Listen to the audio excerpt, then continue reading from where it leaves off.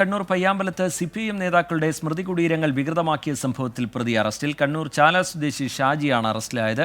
അതിക്രമത്തിന് പിന്നിൽ രാഷ്ട്രീയ ലക്ഷ്യങ്ങളില്ല എന്നാണ് പോലീസിന്റെ കണ്ടെത്തൽ. പയ്യാമ്പലത്തെ സ്മൃതി കുടീരങ്ങളുടെ സമീപത്ത് പ്രതിയുടെ സംശയകരമായ സാന്നിധ്യമാണ് കേസിൽ നിർണായകമായത്. കസ്റ്റഡിയിലെടുത്ത് വിശദമായി ചോദ്യം ചെയ്തതോടെ പ്രതി കുറ്റം സമ്മതിച്ചു.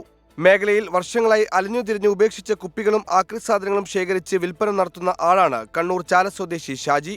20 വർഷമായി നാടുമായോ വീടുമായോ ബന്ധമില്ല. കടത്തിണ്ണകളിലാണ് അന്തിയുറക്കം. മദ്യലഹരിയിലായിരുന്നു പ്രതി ശേഖരിച്ച കുപ്പികളിലുണ്ടായിരുന്ന പഴകിയ ശീതളപാനീയം സ്മൃതി കുടീരങ്ങളിൽ ഒഴിച്ചത്. EK നായനാർ, കോടിയേരി ബാലകൃഷ്ണൻ, ചടയൻ ഗോവിന്ദൻ, O ഭരതൻ എന്നീ CPIM നേതാക്കളുടെ സ്മൃതി കുടീരങ്ങളാണ് ദ്രാവകമൊഴിച്ച് വികൃതമാക്കിയത്. കൃത്യം നടത്തിയതിന് പിന്നിൽ രാഷ്ട്രീയ ലക്ഷ്യങ്ങളില്ലെന്ന് പോലീസ് വ്യക്തമാക്കി.